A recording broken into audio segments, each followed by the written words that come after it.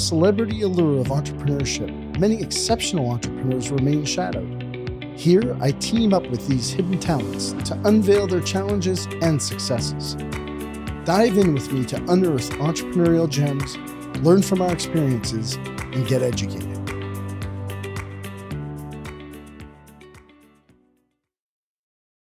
Greg Wells, Dr. Greg Wells, thank you so much for being on the show. I'm so glad to see you, and I'm elated that you're here. So first of all, thank you for coming.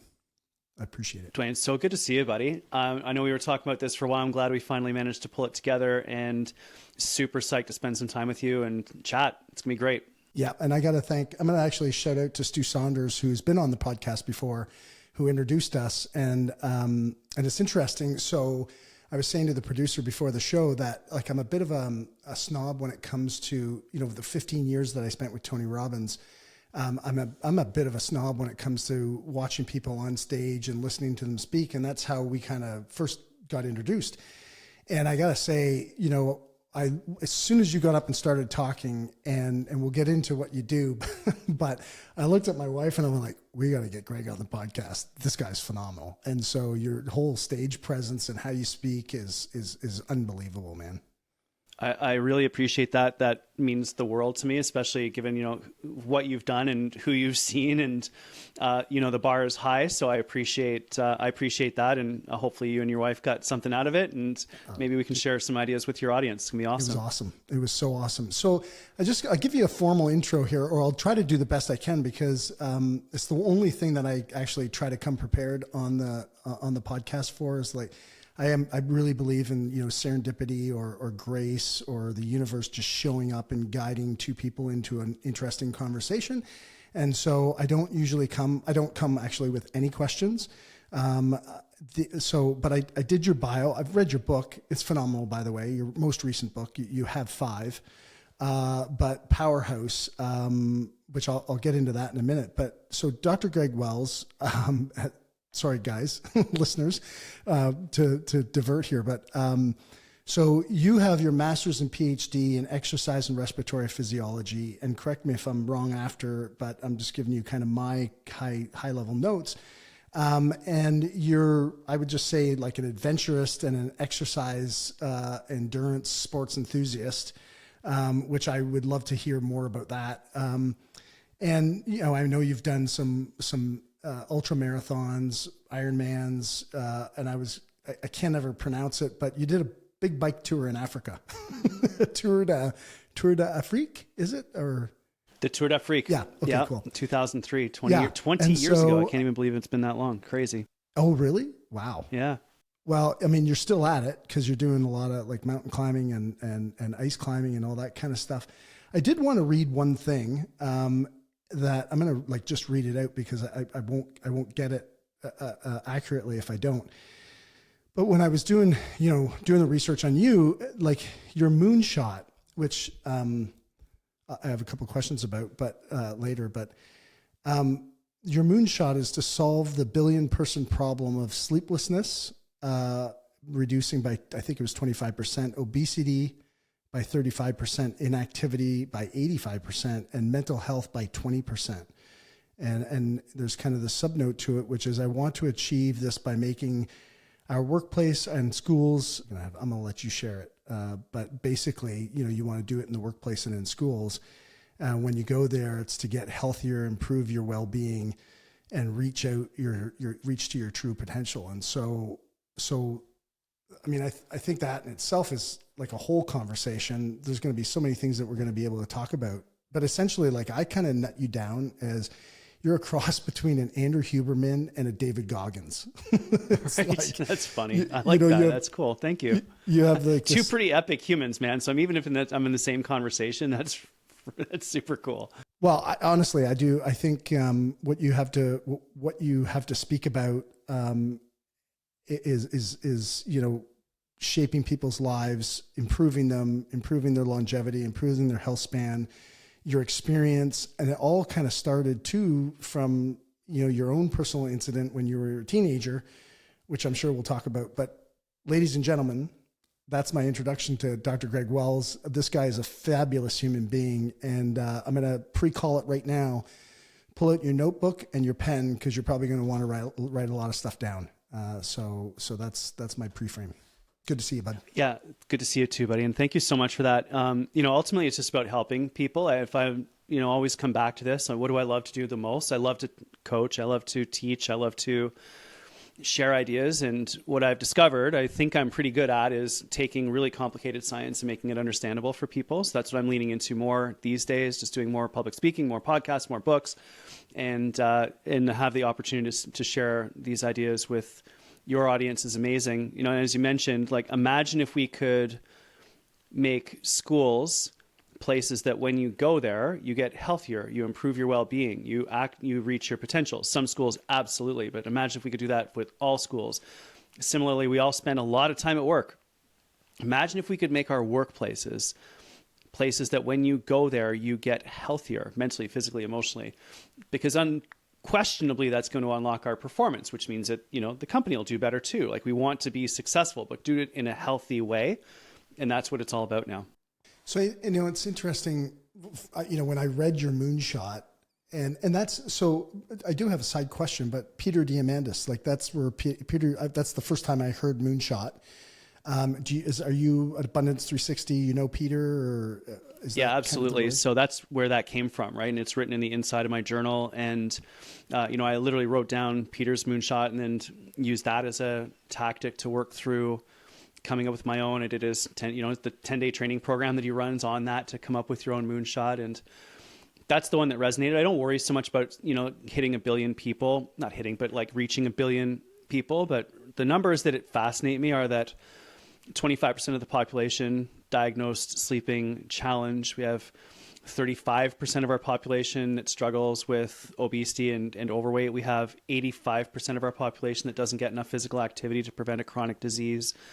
And 1 in 5 people are struggling with mental health. And the reality is we all know someone who's struggling with mental health. So it's actually everybody is struggling with mental health now. Depression, anxiety were the ones that I talk about because they're mild to moderate. The more severe ones are out of my realm of what I can influence. So I figure if I can help people to sleep better, then that makes it a lot easier to make good decisions around the foods that we eat, which then obviously improve our health and well-being, give us more energy so you can get out there and get a workout in, or even just go for a walk. Doesn't even need to be a workout. And we know that physical activity improves mental health. If your mental health's a little bit better, guess what? You sleep better. We create this positive upward cycle of wellness, which is really what I want to try to enable people to achieve. Because right now, for far too many people, we're on this downward spiral, right? 45% of the population right now is struggling with burnout. And so there's a lot of work to do, but I think that if we just do it, one handshake at a time, one little conversation at a time, I think we can make a dent in the universe and make it a little bit better. Well, it's guys like you that are going to do it. And so you've thrown out a few stats here which is crazy. 45% of people are facing burnout. I really would love to go back when you talk about inactivity being 85%, like that statistic blows my mind. I'm a pretty active guy. So I would, obviously I don't think I fall in that 85% category, but I do think when I listen to you talk about mental health and sleeping and all that kind of stuff, I think, man, if you have an active day, it helps so much. And then one of the things that reading your book, and again, I had somebody on just that we aired, actually this week we aired him, and I'm a bit of a book snob, but like your book, and I'm actually going to flash it for those people who are watching. Powerhouse by Greg Wells. This book is, it's almost not even like a book. It's like a resource manual. It's one of the best resource manuals that I've read in regards to just living healthy. You get so many things off of the internet,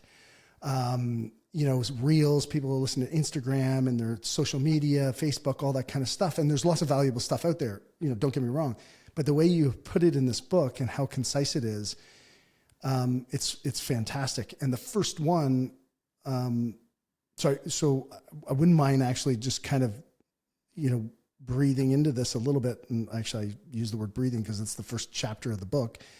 But that was the one that kind of blew me away right away, I guess, selfishly, because I would say it's the one area, as active as I am, and my wife and I are, and our whole family. But the breathing is probably one piece that we've probably let slip. And I've committed to, because of your book, I've committed to 2024 really ramping up my breathing and my consciousness around breathing. But inactivity, like, so maybe we can start with inactivity and then maybe move into the book. I don't know. This is going to go a lot of places. Yeah, we can take it wherever we want to. And I mean, those two are interconnected, right? And the really cool thing is that if we do nothing, like if you lie on the bed and you close your eyes and you just relax, the great thing is your brain is going to send enough signals down into your body that you're going to breathe with no worries. You don't actually have to consciously think about breathing. It's going to happen. Even when you're asleep, we breathe, which is awesome because it keeps us alive.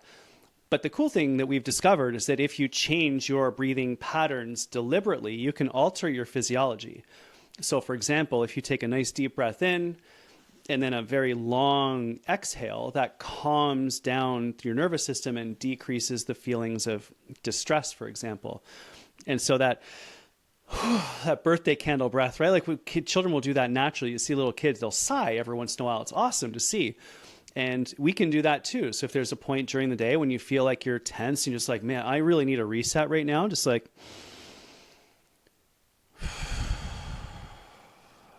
and if you just do 3 of those, you'll feel completely different. And that's a great little tiny practice that you can do anywhere, anytime. No one will even notice that you're doing it. And it'll make a huge difference for you. On the other end of the spectrum, if you need to psych up, you can do these short, fast little hyperventilation just for even 10 seconds, right? Like, right? You see athletes doing that right before they go out to compete. They're like exhaling hard. That's a way of waking your physiology up, increasing your stress to get you ready to perform, which is also important. You have an important sales meeting if you're about to walk into a test and you notice that you're a little bit tired, right? Like there's ways of sparking us up.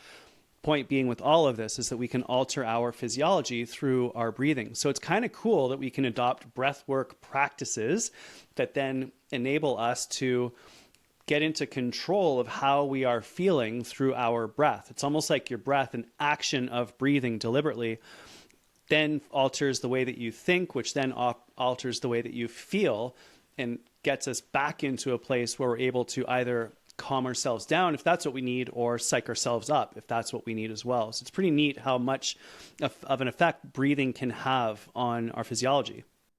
Yeah. So as you were saying that, like, there's a couple of things that, I mean, I would say for sure personally that kind of that, you know, whenever I feel like things are kind of ramping up inside my body and I have some physiological kind of indicators that tell me, so that's, you know, it's you know, I'll be, you know, that's when I do take that conscious breath and say,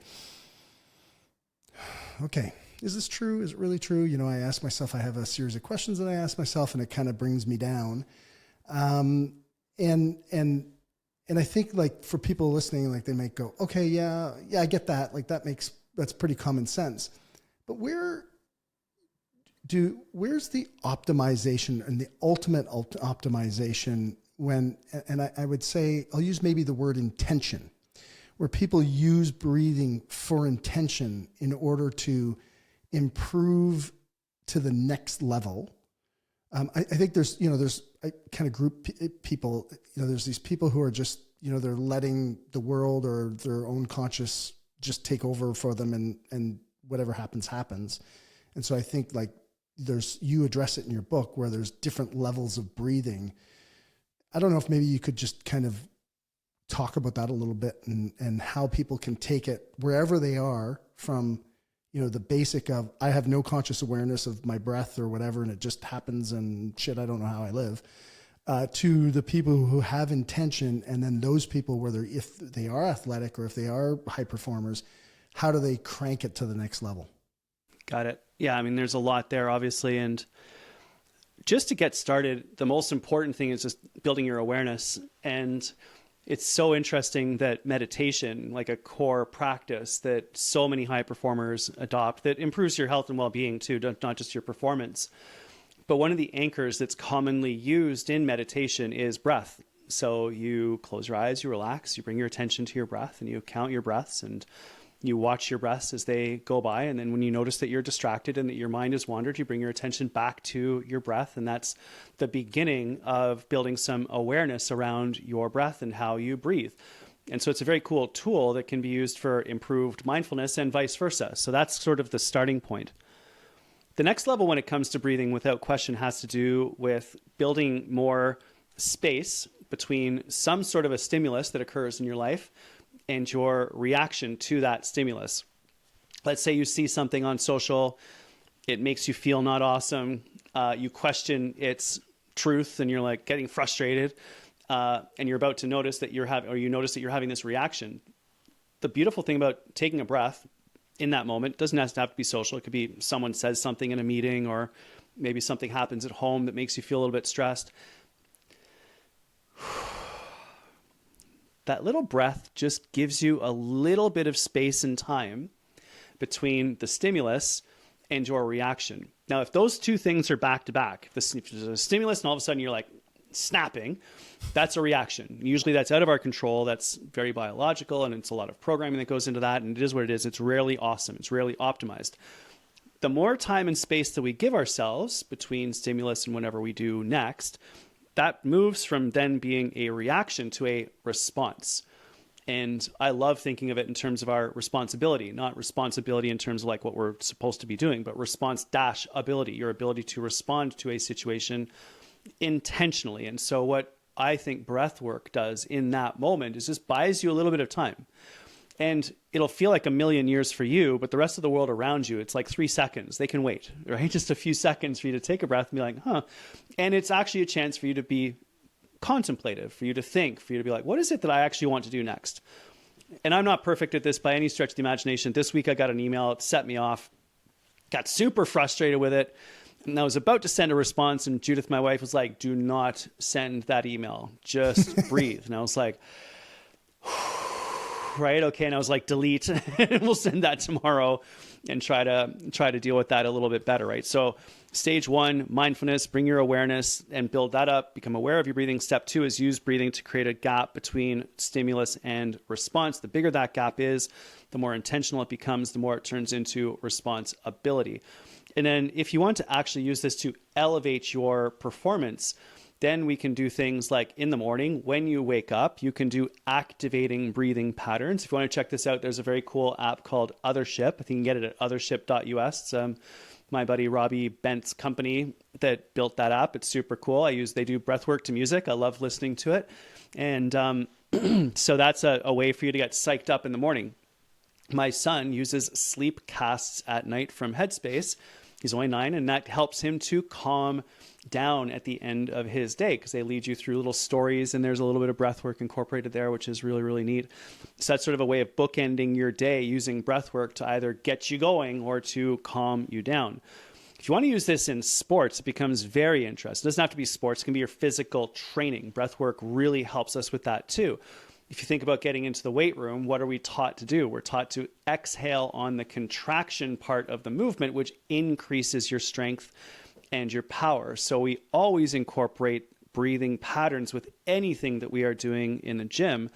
And then in rhythmical, repetitive activities like walk, run, jog, swim, bike, paddle, anything where you're doing a rhythmic, repetitive movement, what happens is that your breathing becomes entrained with the movement and becomes hyper efficient and perfectly titrated, which means like sort of linked up to your oxygen and carbon dioxide balance inside your body. And when we can get that moving efficiently and effectively, the work of breathing decreases, more blood flow then goes away from your lungs to your arms and legs and makes the activity easier. So there's all sorts of different ways in which you can use this. You can use it to help your psychology. You can use it to help your physiology. You can use it to bookend your days. You can use it to bring attentional awareness training to your mind to enable you to get control over your mind. So loads of different things there that all make a difference for us. Well, and in the book you talk about, so there's a couple of things that I wouldn't mind asking about. Is one, you do end up talking about in the book how, breathing and oxygen into the mitochondria of the cell. And I was kind of, I'm not going to lie, I was kind of geeking out on that a bit because, I was never a good student in school and I never really understood biology. And but I'm big on physiology, and I'm big on using my physiology to empower myself to do things. But I really found it interesting how important this really is to, developing the cell and creating optimization. And I'm probably not using the proper words, so I'd let you describe it. The other piece that, was I was going to ask you about, was in that, your last explaining of breath work is, have there ever been any studies done on how much breath work can help with your mental health and really helping you kind of, gain consciousness over yourself rather than just letting yourself go? I mean, I chuckled when you told that story about Judith telling you not to send the email. I mean, like my wife would be telling me that 2-3 times a day, a few years ago, and until I've figured out how to calm myself down quite a bit over the last few years. But I'm curious if you could share a couple of those things. Yeah, no, I'm still working on managing the fire internally. At some point, 25 years into this journey, I'm still practicing. But well, we're brothers from another mother, then. Right? It's okay. If it was just all flat, then it would be pretty boring. But and if you don't care, then you're not going to get fired up, right? So it's all It's all part of just balancing it all out. The interesting thing about breath work and using our breathing deliberately is that it enables us to actually fuel our cells. We'll breathe unconsciously just because the metabolism of our bodies drives our breathing. It's very, very tightly controlled. When you breathe in, you inhale oxygen. That oxygen goes into your bloodstream. That your heart then pumps that blood throughout your body to fuel your muscles, your digestive tract, your brain, your skin, your bones, your spinal cord, all of it.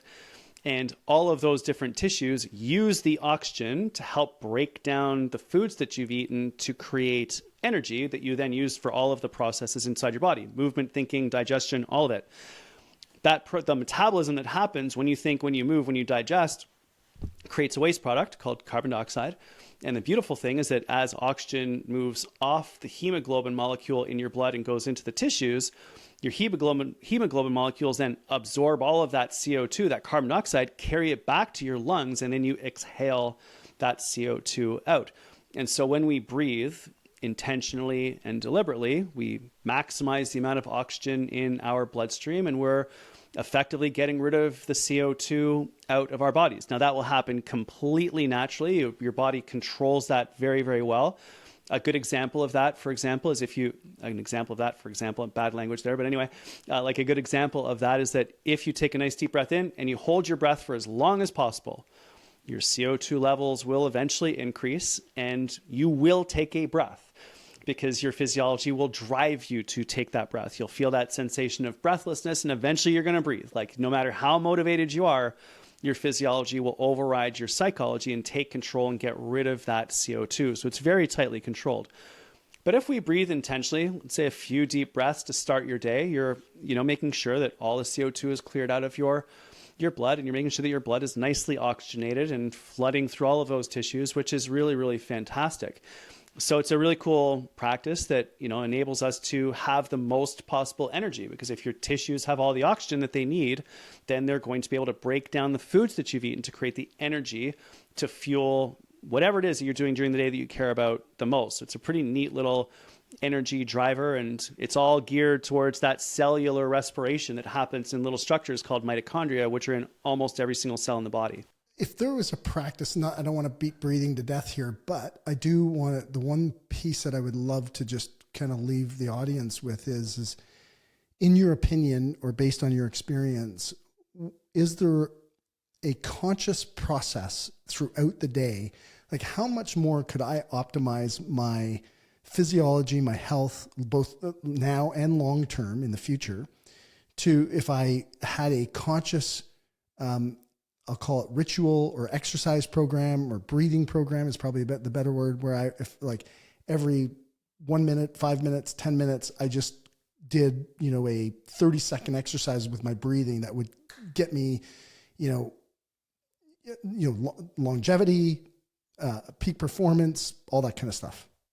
If there was like a gateway drug to breath work, I would say it's probably box breathing. And box breathing is a tactic or tool or a tactic or a strategy that's used by firefighters, by police officers, by first responders, by some military operatives. And what box breathing does is it just enables you to breathe through difficult circumstances that are perceived by you as being very, very stressful. And so if you practice this, the cool thing is when you're under pressure, you'll do it naturally. And so what box breathing is it's very simple. It's just 4 seconds in, 4 seconds hold, 4 seconds out, and 4 seconds hold. 4 seconds in, hold, out, and hold. And if you were to do that, like I tried that a few times, if you were to do 3 or 4 rounds of box breathing, just like, let's say 5 breaths, right? 20 seconds each, just a couple minutes. And if you were to do that at the start of your day, before you go to school, before you go to work, on a consistent basis, that's a practice that you will learn, and you will use it in a difficult meeting. You'll use it when you're nervous. You'll use it when you're tired.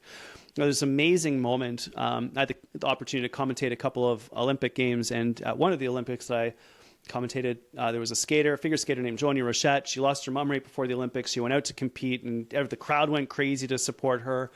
And she got super nervous. You could see it. Like she literally was almost moved to tears before she even started. And so she skated back over to her coach, and you can see that she did 3 rounds of box breathing to calm herself down, took a drink of water, and went out and executed the performance of a lifetime to win a bronze medal. So when we practice this, you learn it, you feel it. Then at critical moments during the day, when you need to get yourself under control mentally, physically, and emotionally, you'll default to that almost automatically. So if there's like one practice that I would say, like, try it out, practice it, and it will be the unlock to helping you feel better at difficult times, I think box breathing would be the one. Sorry I interrupted you, Dwayne. Go ahead on that last one. No, it's great. I mean, I love it because I was going to say the way you've laid out your book, I tried that. And I tried all the breathing exercises. You have like, I don't know how many there are. There's got to be a dozen of them, different breathing exercises in your book. And I was really interested in that for, I think, a number of reasons.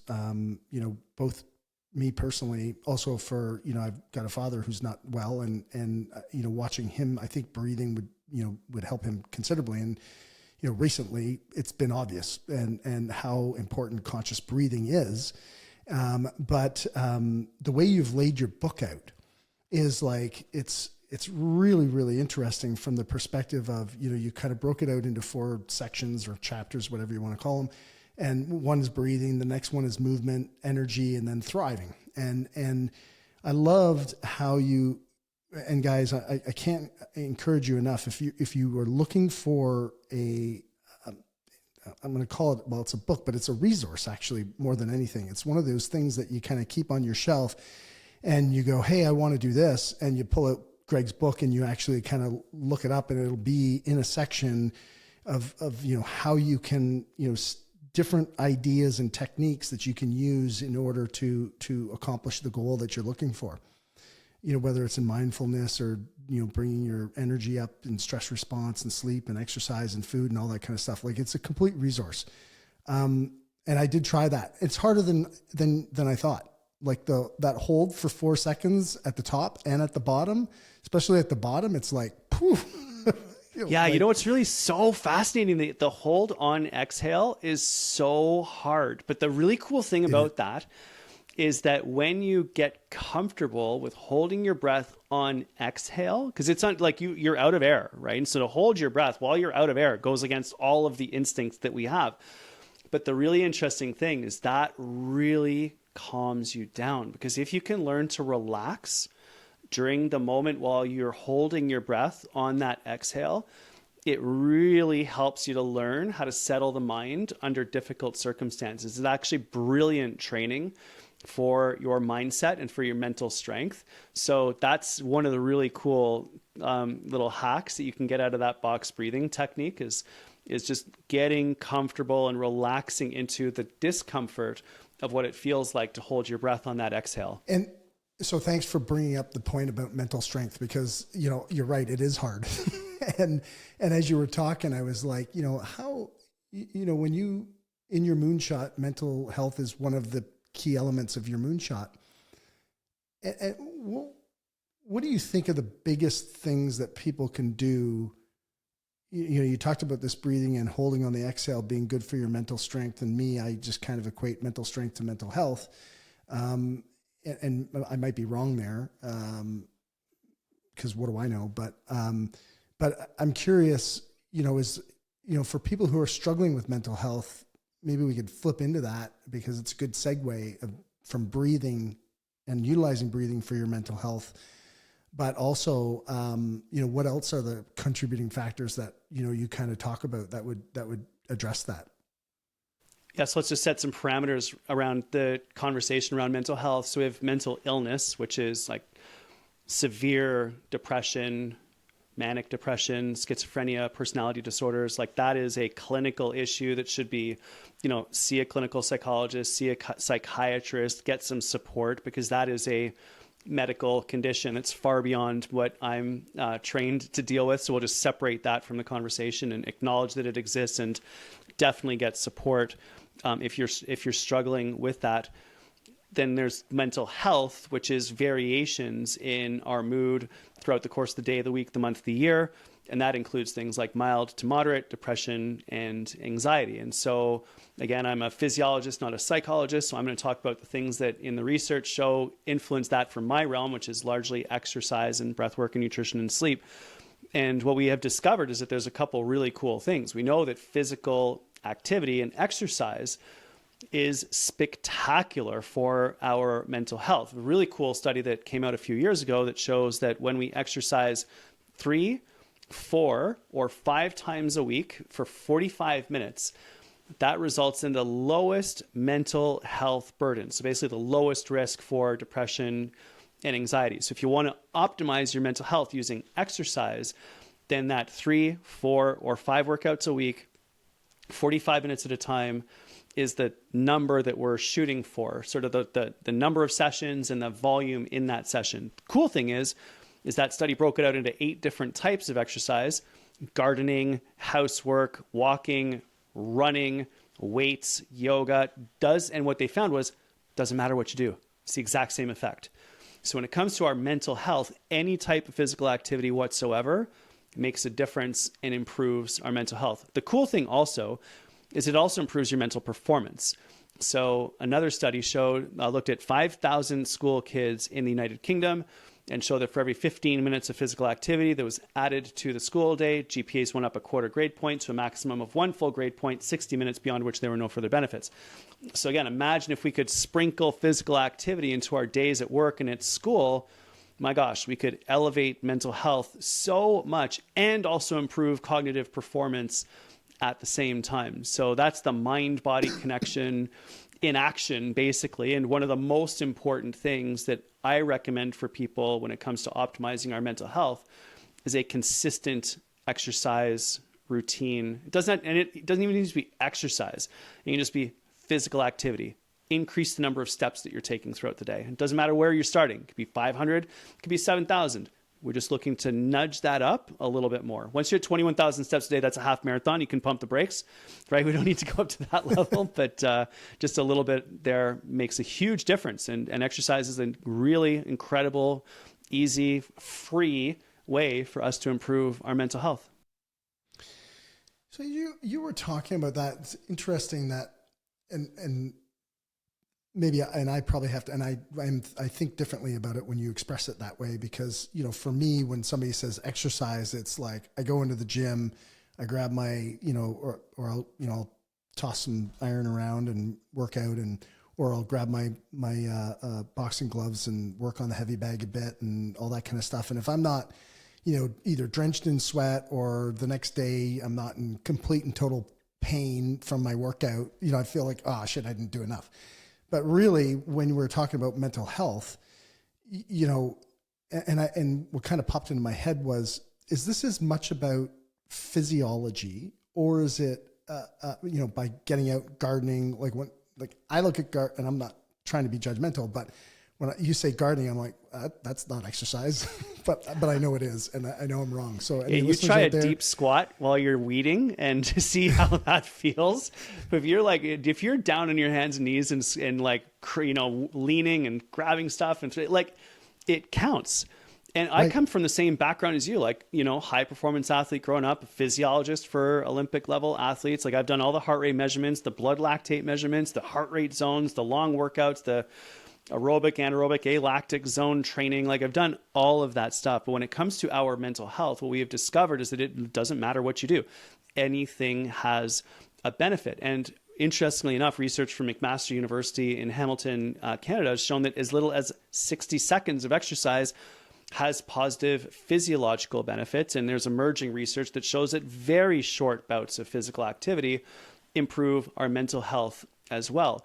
And so, yes, there's no question, boxing, so good for you. And man, you can really burn some stress when you're hitting things with boxing gloves on. Absolutely no question about that. A good hard run, fabulous for your cardiovascular system.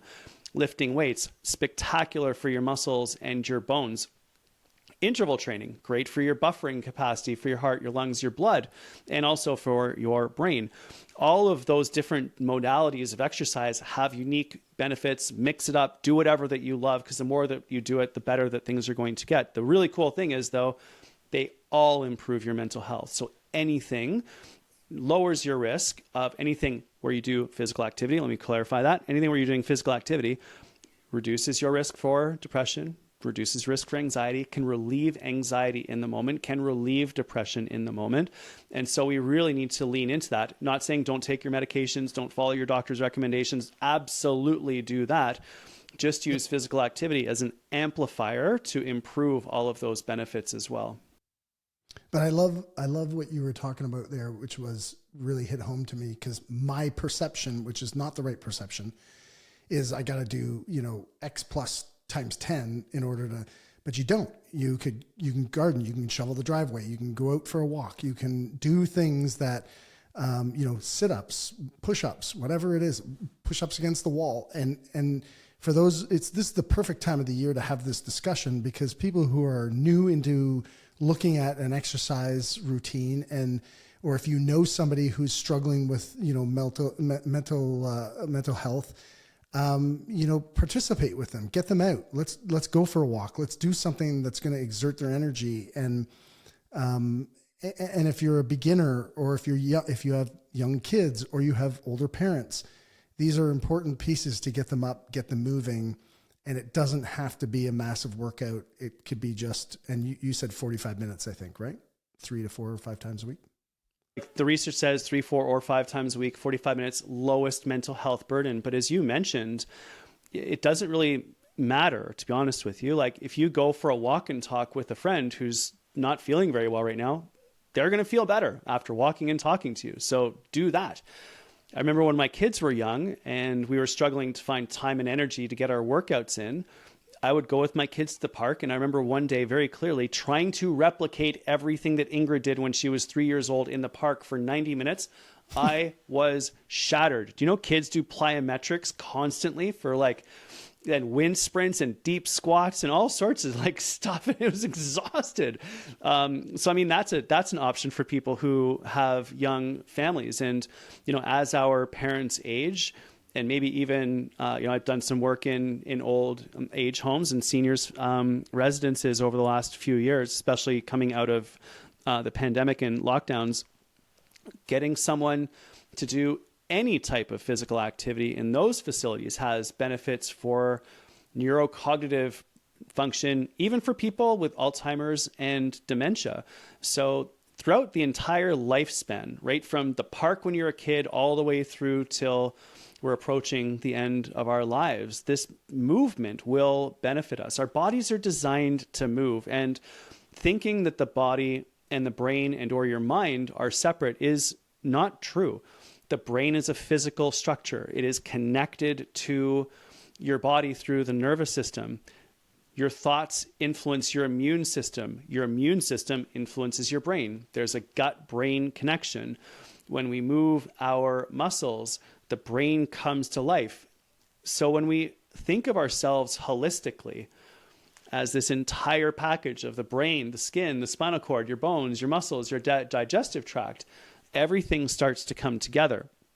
That's why I wrote a book called The Ripple Effect. It's about sleep and how that affects all of the aspects of our physiology, nutrition, how that can help us get healthier and to improve our well-being, movement, and how that can spark so many positive things mentally and physically. And then, of course, how we think, right? The ability to focus and eliminate distractions being so important in this era of constant, unrelenting distraction. So this holistic approach to health and well-being, where we don't worry so much about getting in those hard workouts. And like I said, I've done them all, right? Like I've been in that space for so long. But what I've come to realize is that if you're training for a marathon, that's fantastic. If you're training for the Olympics, absolutely hit the right target heart rate zones. But for most people, and I mean like most people, like 90% of the population, we just need to move a little bit more. And we've got busy lives. We have jobs and families. And so getting in a 90-minute workout where you're pouring sweat into the floor of the gym just simply isn't realistic for the vast majority of people. So how can we incorporate this into our days? Go for a little walk at lunch. Stand up when you take a phone call. Stretch a little bit on the living room floor while you're watching a show. Maybe do a few standing push-ups on the park bench while your kids are playing in the park. Go for a little bike ride on the weekend. One of the things I saw sort of middle of the pandemic that made me so happy, I mean, amidst all of the challenges of that time, was that there were so many families that went out for bike rides in my neighborhood. Like I would go out and I would see, dad riding and mom riding with their kids. I was like, that is fantastic. I really hope that we carry that forward. So that's just a little reminder to us that we need to judge ourselves a little bit less when it comes to the workouts that we're doing and just get more physically active. Of course, if you have a goal to compete in jiu-jitsu, you're going to need to learn the jiu-jitsu techniques, and you're going to need to get into the gym and get on the mat and do the training to get strong and get flexible and learn the tactics. And that's all spectacular and fantastic. However, I also believe against the background of that, there's general health and well-being, mentally, physically, emotionally, and spiritually.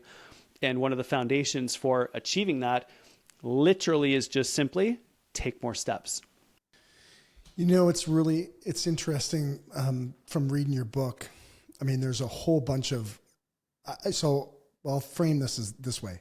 I'm not a walker. Like I hate it. Like I'm like, fuck, like I'll go to the gym and I'll spend my half hour in the gym versus going out and walking. But you do talk a lot about mindfulness and getting out in nature and going out for walks. And I really want to hit on this in that there are many areas in people's lives, and then I'd love for you to chime in on this, but where, what you do today from a physicality or just getting out and moving aspect is what you will do tomorrow, more than likely. And actually probably less. You'll probably do less later than you will now. So if you're in your 40s now and you're not taking time to get out, walk, exercise, do whatever, by the time you're 60, 70, 80, you're probably not going to do more. And one of our businesses that we're in is in the senior care business. It's one of the businesses that we own. And we see it all the time. We see, people who are thriving in their 70s and their 80s, and we see people who are really, in dire shape in their 70s and their 80s. And a lot of it has to do with the things that, like, I think everything you just mentioned there, obviously, which is, exercise, first of all, being out moving on a consistent basis with purpose, and sleep, food, nutrition. I mean, those are the kinds of things that, like, if people don't really pay attention to those rituals and those habits now, they sure as hell are not going to do it later down the road. And maybe you could jump in, because I know there's a lot to unpack with what you said earlier about that. Yeah, there's a lot to unpack there. One of the core principles that I really, really, really believe in is the aggregate of 1% gains, accumulating small wins, and being consistent. Over the most recent holidays, I had a chance to go spend some time with some friends, and I was amazed at the relentless consistency with which they did a few very specific things. So one of the guys, every single morning at 8:00 would go they lived in the mountains, in the river near where they lived. It's the middle of winter in Canada. It was really cold. The water was icy. Every single day, 8 o'clock in the morning, he was in the river. Another one of the guys would go for a run. Every single day, 7 a.m., that was his thing. So relentless consistency, without question, was serving those people. That's the discipline of a practice. And I really believe that this 1% win over an extended period of time gives you compound gains for your body and mind, your emotions, your health, and your well-being. And the cool thing is that 1% of your day is about 15 minutes. So it's not a lot, but we've learned that, for example, 15 minutes of walking is enough to reduce your risk of 13 different types of cancer by 24 to 40%. 60 minutes of physical activity will cut your risk of cardiovascular disease in half. So little practices like this done consistently over a long period of time are magic. Peter Attia's new book, Outlive, talks about the decathlon, and he's got a number of different activities that he wants to be able to do when he's 80. For example, being able to get up off of the floor is a powerful predictor of how long you will live. So when we think about this in terms of our lifespan, investing a little bit of time and energy right now buys you years of functionality when we get older. And I don't want to have a long, slow decline into the end of my time here in this particular lifespan. I would love to have, anyway, so it's like 80 great years, one bad day, to me sounds pretty good, rather than 80 years where the last decade is a long, slow decline, struggling with chronic illness. And although it's really hard for us to motivate ourselves today to try to prevent something that may or may not happen 30 years from now, that is a difficult thing for us to achieve. So remember, or try to find the things that you love. Like Dwayne, you said you love getting in the gym and throwing the steel around and hitting the punching bag. So like, do that. That's amazing. Don't feel like you need to go for a walk just because I'm talking about it on this podcast. If you're listening to this right now, think about what you love. If you like riding your bike, ride your bike. If you like going for walks, go for walks. If you like doing yoga, fantastic. Gardening, lean more into that. Find your thing and just go with it. And you may not do this forever. You might be in a triathlon right now. That's okay. A little bit later, maybe you're going to get into a little bit more resistance training in the gym, and that will be your thing. But you also mentioned nature. And when we do these activities outside, actually, you don't even need to do these activities outside. When you get outdoors into nature in and of itself, nature bathing or forest bathing, or Shinrin-yoku as the practice is known in Japan, also elevates our health and well-being. The plants around us outdoors release molecules like phytoncides, which we inhale, and when they get into our lungs and our bloodstream, they increase the strength and effectiveness of our immune system to such a degree that nature bathing elevates our white blood cell counts, and specifically natural T killer cells, which attack cancer inside of our bodies. We also know that getting out into nature improves our resistance to upper respiratory tract infections like colds and flus. So nature elevates all of this. It's another one of those little amplifiers that take everything that we do and bring it to another level. Another really cool thing about getting out into nature is that it gets us out of alpha brainwave state, which is hustle, focus, execute, getting stuff done, where we feel stressed, and down into, by the way, important state to be in if you need to get stuff done. Every once in a while, we need to blow through our email inbox. That's totally cool. But then to recover and regenerate from that, to heal, repair, and regenerate, to get out of a stress performance mode down into recover and regenerate mode, we need to be in an alpha brainwave state, which is about 50% as activated. That's when you can be strategic. That's when you can learn. That's when you can reflect. That's when you can deconstruct. These states block each other as well, but nature helps us to get into that alpha brainwave state. Just think about how easy it is. If you're out for a walk and you sit on a park bench and you're in a park where there's trees around, how easy is it for you to sit there for a few minutes and just look around you and allow your mind to settle, versus if you're in your office in a built environment? Again, important to be there. We need jobs, got to pay the bills. But we also need to recover and regenerate as well. So nature is so powerful for us, and really one of those things that we can use to elevate our health, improve our well-being. And if you actually do this strategically, improve your performance mentally as well, I think. Well, can you just jump in a little bit deeper on the alpha and beta waves? It's beta, right? Alpha and There's actually 5 states. There's alpha, beta, theta. I'll let you talk about it, but I do the one thing that as you were talking about it, I understand our listener base. 80 to 85% of our listeners are either business owners or they're driver people. The alpha fuckers that are just, they can't shut it off. And I was like that. I'm still like that, but I'm much better than I was.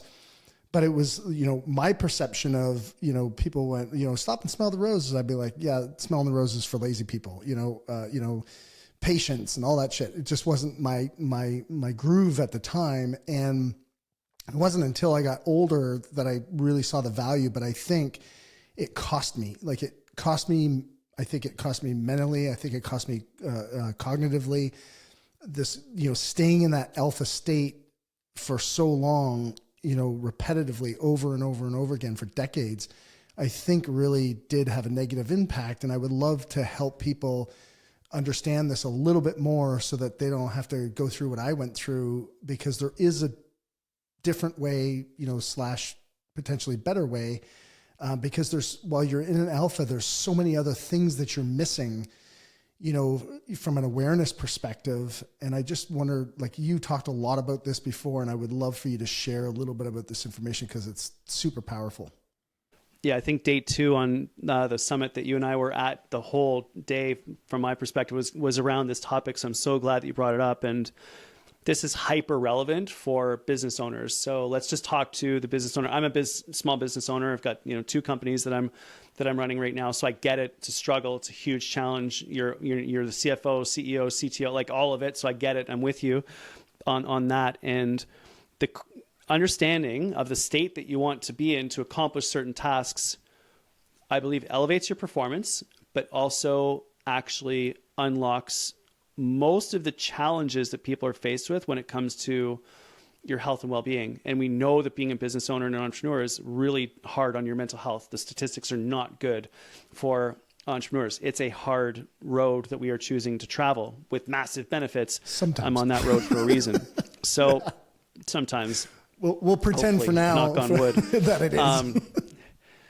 Yes. Shall we do that? Just Right. Assume that things are going to be awesome. Imagine if it all works out. So the first state to think about is beta brainwave mode, 16 to 30 hertz or cycles per second of electricity flowing through the neurons in the brain.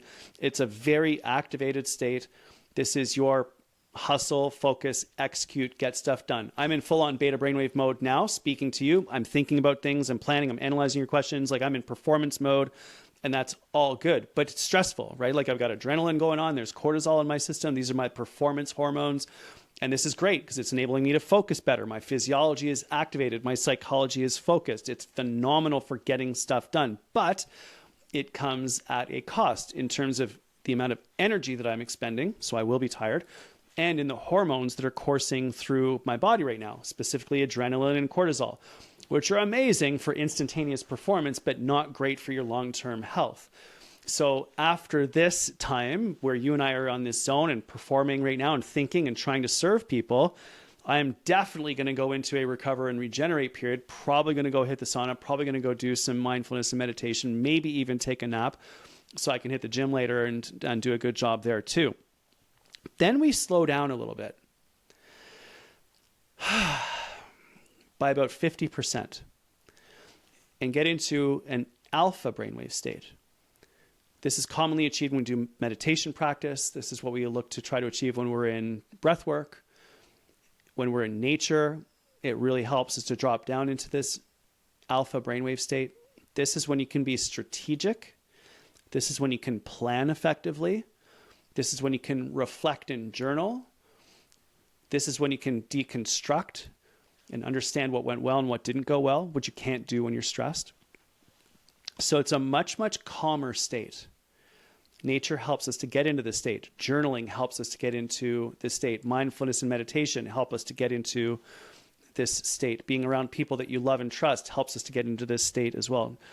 And alpha brainwave mode is critical for entrepreneurs and business owners because we need to be strategic. We need to navigate the world. We need to plan. We need to deconstruct what's working and what isn't working. I also believe that this is a powerful tool for all of us because we've spent so much time in beta mode. Hustle, focus, execute, get stuff done, right? That whole hustle culture. And not to mention the world has been on high alert for 4 years due to the news cycle. And there are no question, there are some major societal and global geopolitical issues that we need to address to make the world a better, safer place where everyone can reach their potential. But I truly believe that the only way that we're going to come up with solutions to those problems is for us to step back, slow down, calm down, open up our thinking so we can think peripherally and understand what are all of the challenges here. And most importantly, where do the opportunities lie?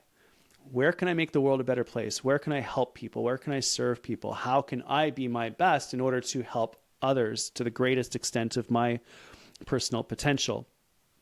Then there's actually one other state called a theta brainwave state. Theta brainwave state is, again, 50% even less activated than in alpha state. It's kind of like when you're daydreaming, you're ideating, when your mind is wandering. And this is when you can be creative, innovative, and when you can solve problems.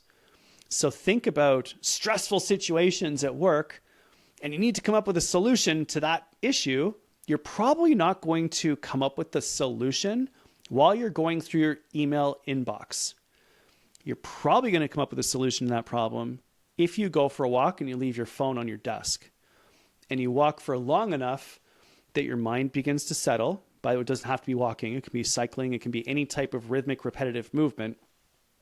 That helps the brain to settle, decreases the rate with which electricity cycles through the brain, and it helps you to enter into this theta brainwave state where you can have those eureka moments that are you coming up and putting two and two together to solve the problems, to actually make a difference in your work, in your life, in your relationships, and ultimately unlock that true human potential. Slow down even further into a delta state. That's when you're asleep, but we don't need to talk about that right now.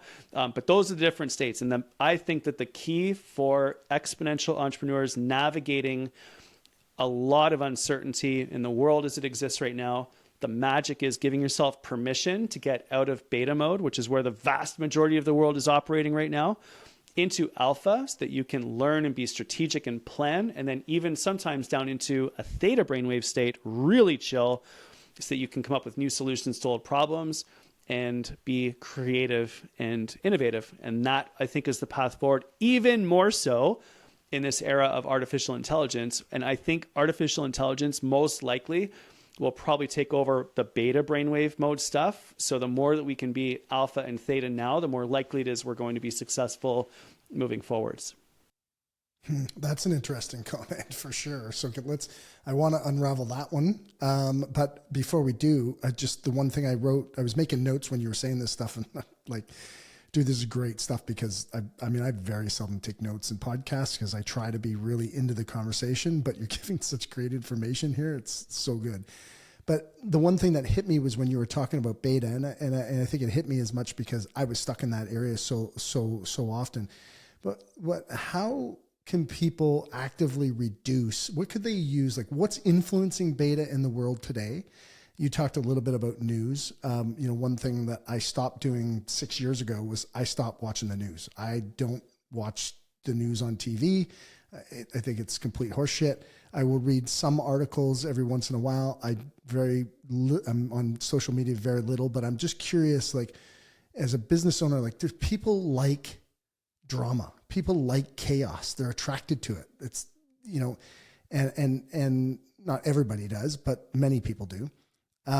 What are some of the things that they actively should be paying attention to avoid? Because I could list off a whole bunch of friends that are, business guys that they're just like, they're sending me articles and go, look at this fucking shit and da da da. It's like, dude, like, I don't even want to see this stuff. I don't like, so maybe can you comment on that? Yeah, absolutely. I mean, this might be one of the grand challenges of our time, and that's controlling our attention, right? And we are humans, and our evolutionary biology is such that the humans who survived were the ones who heard the crackling in the branches around the campfire and looked and saw the saber-toothed tiger and saw the negativity and were aware of what was going on. And the people that didn't pay attention to that were the ones that, were the last ones running and got eaten. And so from an evolutionary biology perspective, we are programmed to notice negativity. We are programmed to notice things that are threats, legitimately so. Like it kept us alive. And the difference now is that it's not a saber-toothed tiger. It's a news headline, but our physiology reacts the exact same way. When information goes in through your eyes, through your ears, it gets turned into electrical pulses, which funnel through a structure in your brain called the amygdala, which makes decisions about whether or not the things happening in our environment are a threat. And if it perceives that they are a threat, it activates a cascade of effects throughout the hypothalamic pituitary axis, in case anyone wants to look that up, which is your sympathetic stress system, nervous system, which activates you it's the fight or flight system, right? And so it gets you ready to run or fight because it legitimately thinks that it is a threat. The problem is that if your boss gives you, or a client gives you some feedback that you don't like, you can't run or fight. You have to breathe. You have to be calm. You have to interpret that information. You have to respond, not react. We can't react the way our physiology was designed to, because if we did run or fight, the cool thing is that contracting your muscles breaks down the stress hormones and then gets rid of them, such that after a run, you feel so much better. But if we never break those down through physical activity, they keep coursing through our body, and that's what causes chronic disease, which is why 70% of the deaths in the Western world are related to stress-related illnesses. Cancer, cardiovascular disease, type 2 diabetes, metabolic syndrome are all related to this physiological challenge that we're faced with. So what do?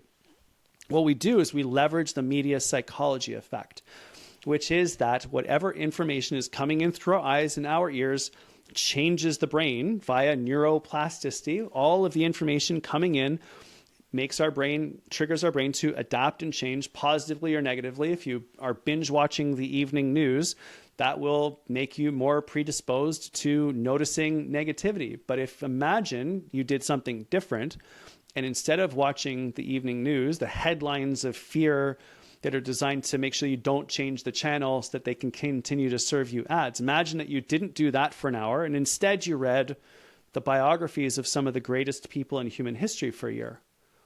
What would your psychology be like? Who would you be in a year from now? Instead of focusing in on the negativity, you actively learned. I, as well as you, will never watch the evening news. I don't even listen to the news on the radio. I quickly scan the news headlines on BBC because I think it's a reasonably moderate news source in our world today. People might disagree with me, but it's sort of like the most moderate one I could find. So that I'm aware of what's going on in the world. I want to know what's happening in the world. I need to be aware that there's a challenge in the Middle East, that there's challenges in Eastern Europe, that there are societal issues that we need to address. But those don't change my day-to-day work. My day-to-day work is teaching people how to be healthier so that they can do the best that they can to help other people. And that's how I'm going to make a positive difference in the world. Every second that I spend on external negativity that I cannot control is a waste of time. Sharing negativity into the world is not going to change anybody's opinion. And sharing my views on whatever that situation happens to be is probably not going to change anyone's opinion either. So instead of recycling the news into my social media feed, I'll post an article about how to get a good night's sleep, because I think that's going to help people more than others. Controlling your attention, defending your attention right now is an uncommon advantage in an era of constant, unrelenting distraction that leverages algorithms that are built to capture and hold your attention. And so defending yourself in terms of delete the social media apps from your phone. I did that. I'm a broadcaster, not a consumer when it comes to social media. That will make a difference. Auditing who in your circle has access to your brain. If your friends are challenging you, supporting you, encouraging you, inspiring you, brilliant. Let's let them into our calendar. We maybe have people that we absolutely love, but perhaps they're speaking about things that doesn't help you right now. You know what? It's okay for you to not spend as much time with those people. Similarly, what podcasts are you listening to? Who do you follow on social? Are they informing you? Are they inspiring you? Are they making your life better? This is really hard work to figure out. Unfollow Friday is a great practice, right? Just go through the feeds and delete, block everything that is negative, and that will definitely improve your life massively. I remember you and I have a common friend, Stu Saunders, and he and I were at an event, Tony Robbins event in Las Vegas, and we went through our Twitter feed and literally unfollowed hundreds of people that weekend just to try to clean up the influences on our psychology. So that's definitely something for all of us. I was at a school last night doing this work with teens to try to help them understand that what they're consuming on TikTok, for example, social media platforms, not relevant, but it's the content that you're consuming. Who are you consuming? Who's got your attention? Who are you allowing into your brain? And let's make sure that that is fantastic, awesome, inspiring, informative. What books are you going to read this year?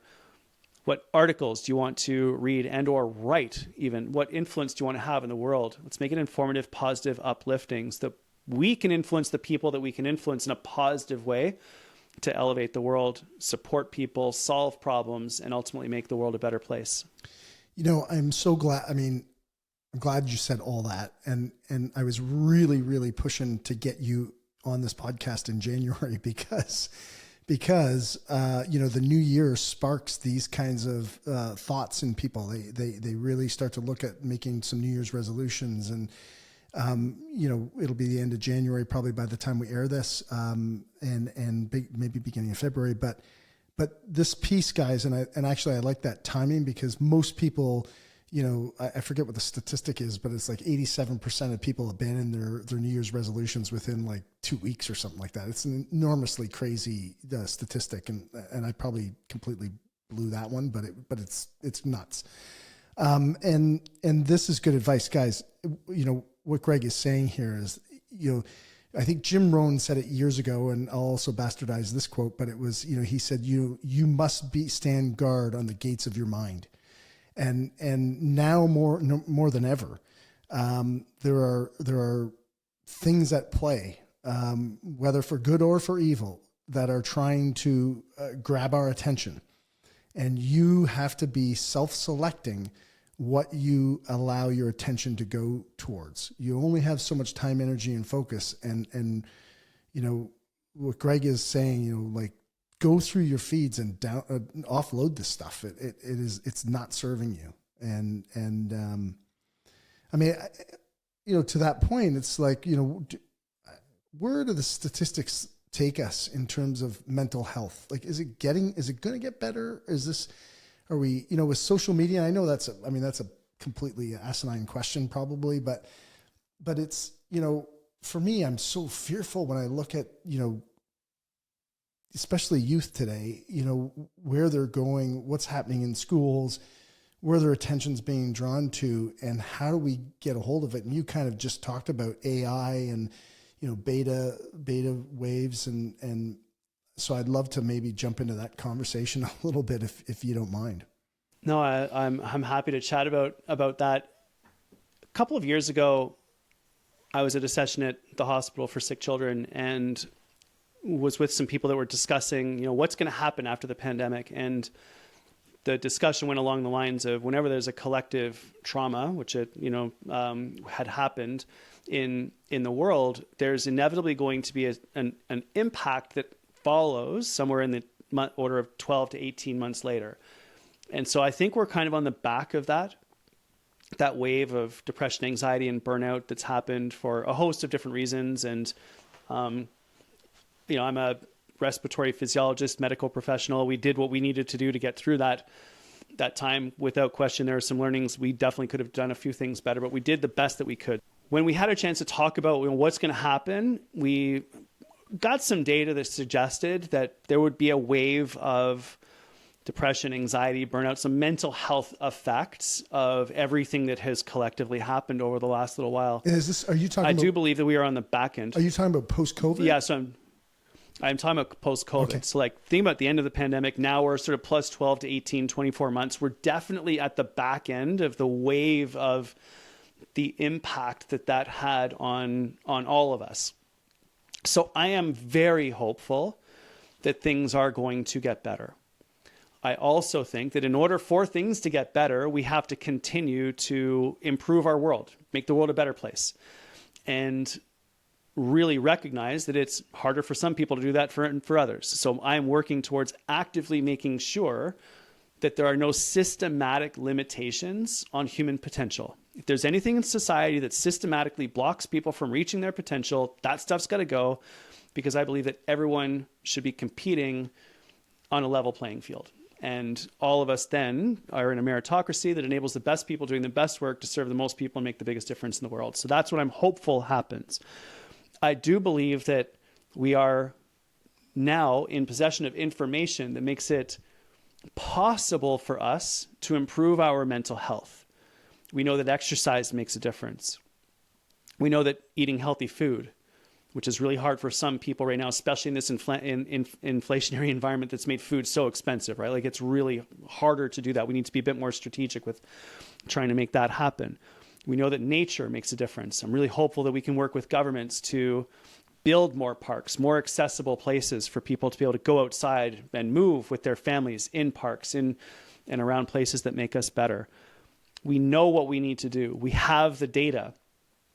As a society now, the decision becomes, are we going to make the world a better place? Like, what's the opposite of a hospital? It's a park, right? What's the opposite of a hospital? It's a gym. It's a gym in the school where the kids go to play, right? It's the playgrounds. It's all of these places. We know that when we're in these environments, our physical, mental, and emotional health gets better. We also know that strong social connections are some of the strongest predictors of mortality. Your social connections are a stronger predictor of overall mortality than quitting smoking, quitting drinking, doing cardiac, rehab after a cardiac event, even physical activity. So we can build these networks of people around us in an environment where social media is making us feel more lonely than ever. Ironically enough, even though we're more connected than we've ever been, we're lonelier as well, because I'm not sure if these relationships that we have via our devices are as strong or as powerful in terms of their benefit for us as when we see people in 3 dimensions. We have the information. We know what we need to do. Hopefully, collectively as a society, schools, businesses, homes, we can make some decisions to not need hospitals anymore. Imagine that. Like, one of my dreams is to be able to walk into sick kids and it's empty, right? There's no one there. Like, all right, there's nothing to do. Let's go do something else, right? Like, how cool would that be as like a vision to walk into a hospital and it's empty? Of course, there's genetics and all those sorts of things. Some people are going to get sick. We need to take care of them. But imagine if we could reduce the need for it, get rid of chronic diseases through physical activity, through healthy nutrition, through eliminating food deserts, through educating people and supporting people to make decisions around a healthy lifestyle that extends our lifespan and our health span, which is how long you live without a chronic disease. We know what to do. It's just a question of doing it, building the networks of people around us that do it with us to make it inevitable that we are healthy and successful. So that's my big rant. That's my vision for the future. We'll see what happens. You make such an interesting statement there.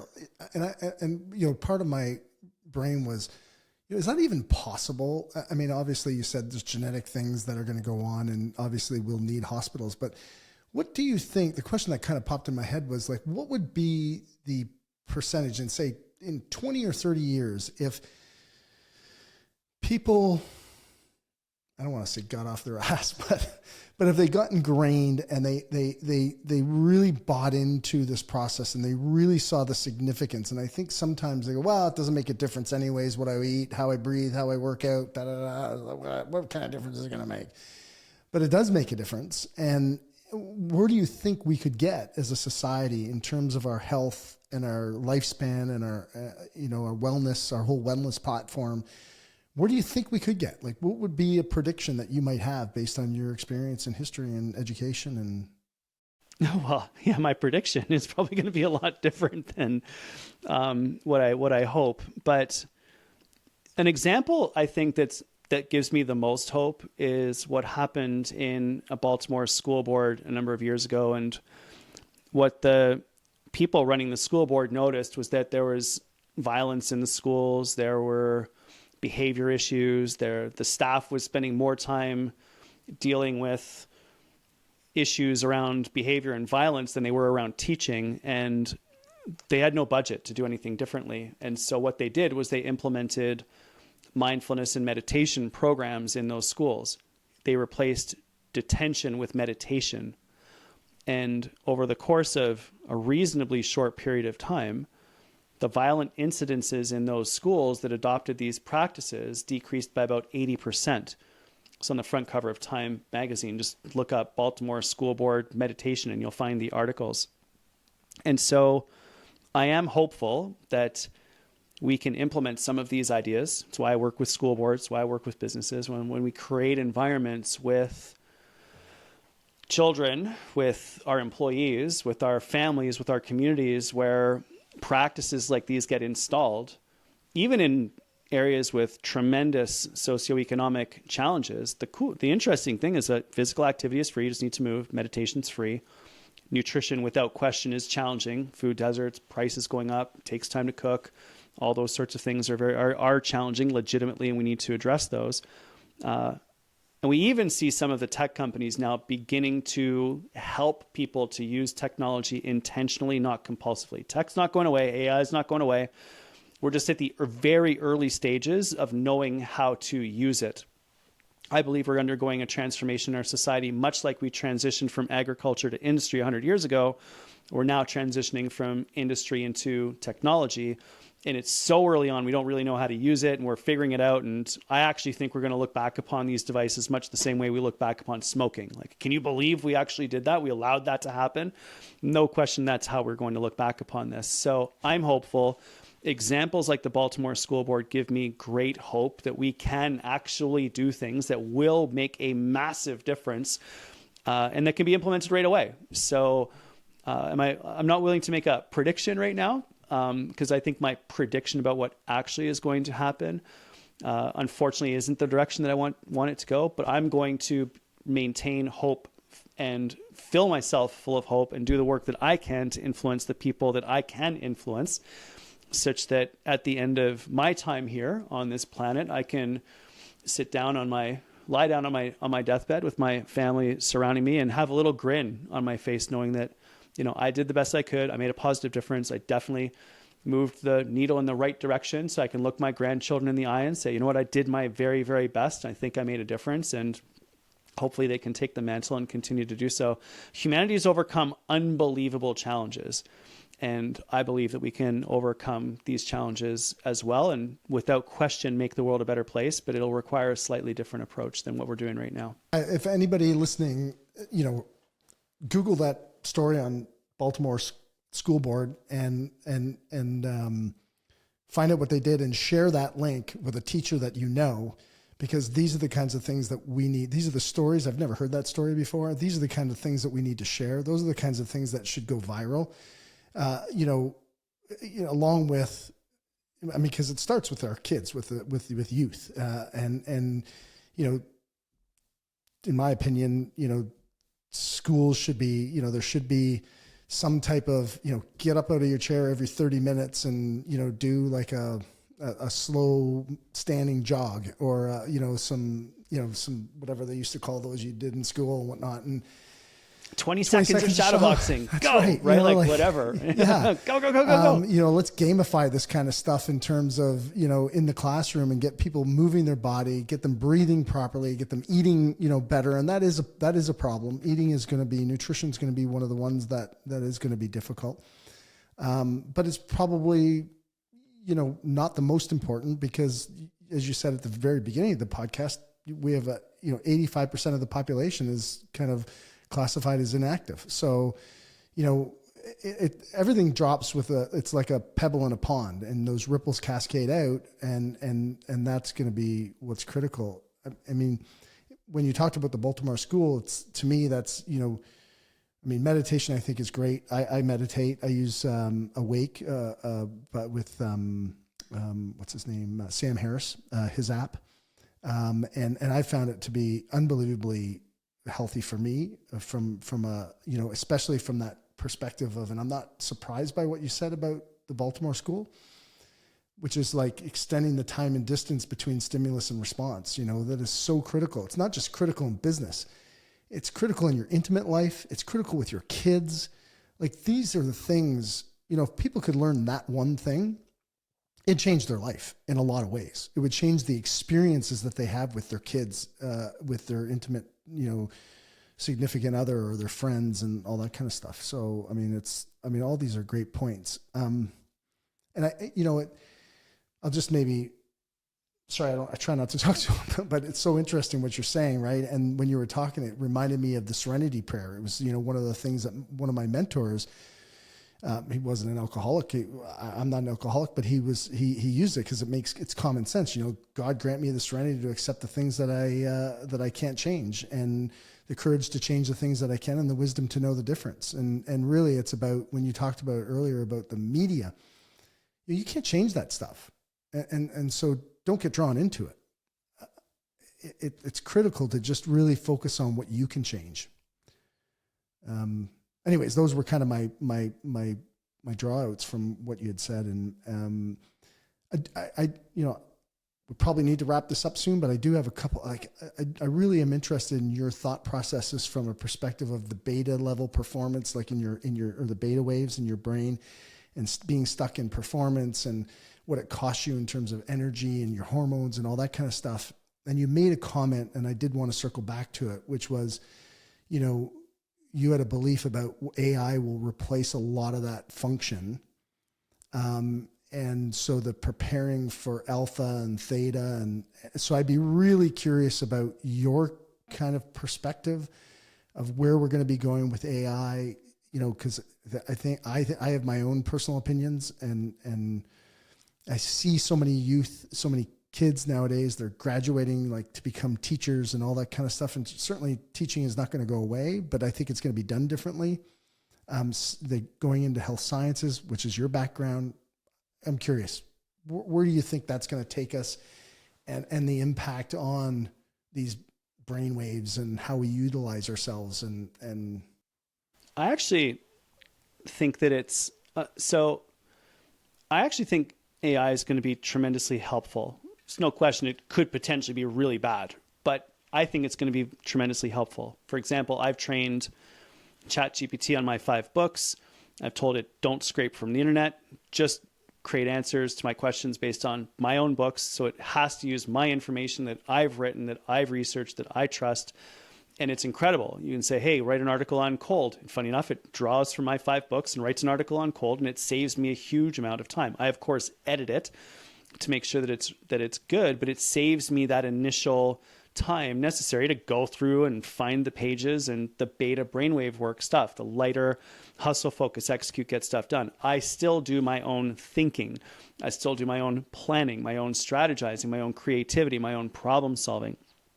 So I think AI will end up taking over a lot of the beta brainwave hustle, focus, execute tasks that don't require higher levels of thinking, liberating us to spend more time in alpha, which is strategic thinking, learning, deconstruction, reflecting, and theta mode, which is problem solving, creativity, innovation, and ideation. I actually think that's a good thing. Having said that, there are some challenges associated with that, which we're going to have to balance out. How does that play out in the workplace? Well, I actually think that it's going to enable us to do a lot more faster, and it's going to power us to truly unlock our potential by not spending time on things that we're not suited for. We can be creative. We can be solving these really cool problems. We can be stacking products to solve the individual needs of individual people. But it's going to be super disruptive in education. Imagine that if you're teaching grade 6 and you want to talk about ancient Egypt, instead of looking at it in a book or reading something, which I'm a big believer in reading, 5 books I've written, right? I'm a big fan in the written word. But imagine putting on glasses and going to ancient Egypt and looking around in 3D as they are building the pyramids. Game changer in terms of an experience for a child understanding and feeling what that must have been like. And we know that when people experience the perspective of others, empathy goes up. So that's possible. And I think education is one of the last areas that really hasn't been disrupted by technology. And I'm an educator. I was a professor for 20 years. And I'm actually quite hopeful that we're going to find a better way of teaching and unlocking human potential, because as I mentioned, we're getting out of the industrial education. The purpose of education for the last 100 years has been to prepare people to work on a factory line, an assembly line. Now we need very, very different skills. The ability to learn rapidly anything will be crucial. The ability to be creative, to think critically, to analyze, to deconstruct, to be empathetic, to understand the challenges of others. I mean, that's the future. And believe it or not, I actually think technology might serve us in terms of our ability to teach that and do that better. So I'm still very, very hopeful. No question, the robots could take over and kill us all, right? In which case, this will be a funny podcast for them to listen to.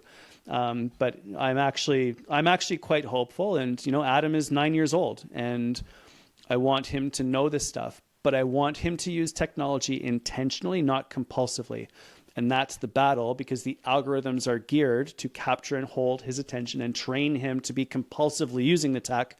So I will fight that with every shred of my being. My daughter's 13. She has no social media. She's absolutely not. Hard no. But she FaceTimes her friends so that she can be in video contact with the people that she loves. That's amazing. So intention, not compulsion. The world is changing rapidly. AI is here. It's not going anywhere. It's going to change business. It's going to change education. I believe it will automate beta brainwave mode tasks, hustle, focus, execute, get stuff done, liberating humans to spend more time in alpha, learning, strategizing mode, and theta, creative innovation mode. I actually think it's going to be better. And I totally agree with you. Knows? I think, and I think that is going to be that will be the big difference. When AI starts to, migrate into a larger portion of our life, I think you're right. But I don't think we're ready for it. And that's why I wanted you to kind of jump on that, because, people who are listening, whether you have kids or whether it's for yourself, the practice of being in alpha and the practice of getting into theta, is a deliberate future benefit for you, because you're going to have to exercise that muscle, if you will, or that ritual or that exercise in order to be able to get there and be there more often and feel comfortable there. Like, I never felt comfortable there. Like, to see, you said, when you sit down on a bench for the first couple of minutes and, for 2 or 3 minutes, it was like, fuck that. I felt like shit. Like, I was like, I got to go do something. I know, right. You feel like you're wasting your so time, jacked, right? And it's brutal. It's an exercise and a practice. I used to have God, he was so smart. He passed away, but I had an amazing mentor. His name was Harold Cunningham, and super smart guy in the car business. And he was mentoring me through when I was really growing my business in my 30s and in my early 30s. And he said, when I asked him if he would be my mentor, and he said, I will, 100%. I only ask you one thing, and this is mandatory, and you have to do it. Every 3 months, you have to go away for 4 days. And I was like, what? And he's like, yep, you got to unplug. Don't take any work with you. No phone, no computer. And not the phones were like they are today. But you can't reach out, but you've got to unplug for 4 days every 3 months. And I was like, are you out of your fucking mind? Like, I'm not doing that. Cause I just thought beta was the way to go like that. And at the time I didn't know the phrase beta, but it was like, it was go, go, go. And it was hard, but it was the best thing I ever did. The Millionaire Weekend, go on a retreat, bring nothing with you. and just spend 2 or 3 days ideating, thinking, journaling, deconstructing, planning, get away from everything. And the likelihood of you coming up with that $1 million idea is very, very high, versus if you're stuck in your email inbox, doom scrolling through social and reading news headlines, right? Like imagine the difference of 3 days to think versus 3 days of the busyness of our lives at the moment. It's an absolute game changer. I love that idea. I do it once a year. I definitely should do it more often. And I love the fact that he suggested doing it every 3 months. Totally accessible and definitely something we want to give ourselves permission to do. Yeah. And we do it, but I would say, honestly, I have to say, like, I wouldn't say we unplug, fully, which is, we have unplugged fully and to do that fully. Well, now I can just be like, oh, this is great. This is the best time of my life, getting rid of the phone. But in the beginning, when I was young and when I was really at it, it was very tough. And so for those of you who are listening, like, this is really good information and very good advice, that Greg, Dr. Wells, is really giving you, because this is going to be important stuff, and it's coming. AI is coming. It is going to delodge a lot of this, go thinking, high performance kind of stuff. And it's something that you want to prepare for, and you should be conscious about it. Greg, do you have any? I think that like I said, I'm super hopeful. I believe that humans overcome massive challenges. I look at how far humanity has come, and it's a pretty incredible world that we've constructed. No question, massive issues that we need to deal with to make the world a better place. And then it's easier for some people than it is for others. I want to make sure that everyone has access to their potential wherever they happen to be, whatever their situation is. But I'm hopeful. I think that in 100 years from now, I truly believe that we will be in a better place as a species than we are right now. So hopefully this conversation moved us a little bit in that direction. Well, I can't thank you enough for being on the show. And I would just, if I could just add into that last piece is, I would encourage people, like, you can only control what you can control. I mean, the world has always had shit going on, and that's not going to change, and it won't change in the future. Maybe it shouldn't change, because honestly, if we didn't have tough times, what would strengthen us? What would unify us? And so I think sometimes you have to be grateful for the toughest things that come in life, or the hardest things that come in life. But also knowing that, there are some things, start with you. I think that's kind of the message that I've kind of taken from you is, guys, start with you. Influence yourself. And I would say, honestly, I grab a copy of Powerhouse, and by Dr.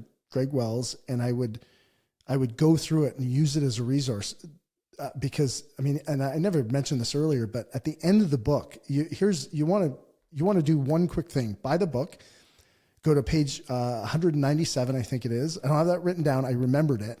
At 197, it starts with a 100-day challenge, and you created 100 days of reviewing pretty much everything that you talked about in the book. And you give, like, hey, day 1, do this. Day 2, day this. Day 3, do this. And it's a collection of, I read through it and I was like, holy shit, this is, rather than try to recreate the wheel, you should seriously buy this book, and you should start with the 100-day challenge. If you're wondering, like, how do I do this? What should I do?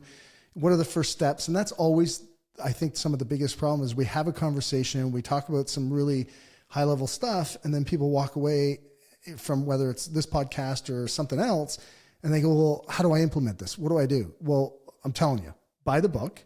And I'm not promoting this because, Greg's going to make like $2 off it probably. I don't know what your agreement is with your publishers, but yeah, $1.80 exactly. actually. But anyway, so that's not why Greg wrote the book, I'm sure. But in order to help yourself, and if you're struggling on how to make best action on what we talked about today, I honestly think you should buy this book and go to page 197 and just start, and it will walk you through all kinds of things, whether it comes to breathing, whether it comes to your movement, and your physicality, your energy, your sleep stress response. Like, it's all there.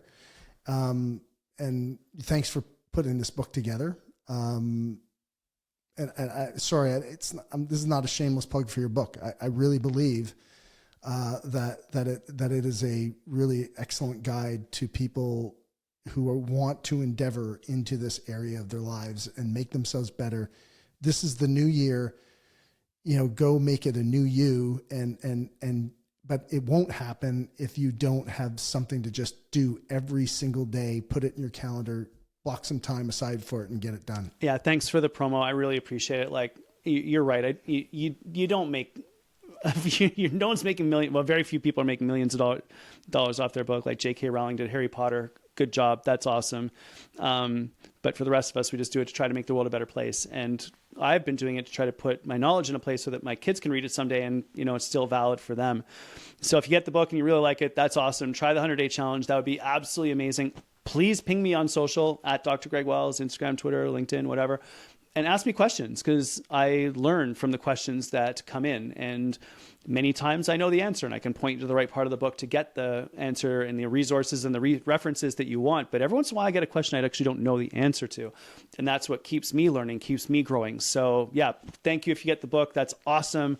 Hope this podcast was helpful for all of you. And please reach out on social and ping me with your questions, because I'd love to answer them and I'd love to keep learning. So yeah, it's been an honor to be here, Dwayne. Thank you so much, buddy. And hopefully next time we do this, we can do it live and in person. Yeah, I'd love to have you up at the house. I mean, you're close enough. You're in Toronto, and we'll do it in the summer or the spring. We'll do another podcast, and then you bring the kids up and we'll go out in the boat and stuff like that and have a good old time. But I'm going to add one thing, sorry, to what Greg just said is, guys, if you have any questions, sincerely, I'm telling you, Greg is one of the nicest people on the planet. He will respond. Like, he is unbelievably sincere about what he does. He's super passionate about what he does. And he will respond and answer your questions. And so can you just, again, where can they get you at Dr. Greg Wells? Yeah, my website's drgregwells.com. So Greg, Greg, Wells, WELLS.com. Podcast is there, books are there, socials there. So that's probably the best place for people to go to get a handle on everything that I'm up to. Yeah. And, make 2024 your best year yet, and start with this 100-day challenge. It's pretty friggin' awesome. Dude, thanks so much for being here. I'm so grateful. I appreciate it. I can't thank you enough. Thank you. No, it's super fun. Loved every second. Loved hanging out with you at the Epic conference, and hopefully we'll do it again next year. Yeah, that's another plug too. If you ever anybody wants to go to an awesome conference that's held in the first week of December-ish, I think it's called Epic. It's done here in Toronto, and Greg is a teacher. What's the official title? Faculty member. Yeah. So Greg is usually there, I think, member. every year. He's a faculty member. You'll be able to see him live. You'll see a bunch of other guys live that are phenomenal, and it's a great start to your end of year process to the beginning of the next year, if I will. It's amazing, guys. So you should do that, and you should tune in to Greg. And thank you so much, buddy. I appreciate it. I'm looking forward to doing this again. We did it. Woohoo! Thanks, Dwayne. All right. Cheers, buddy.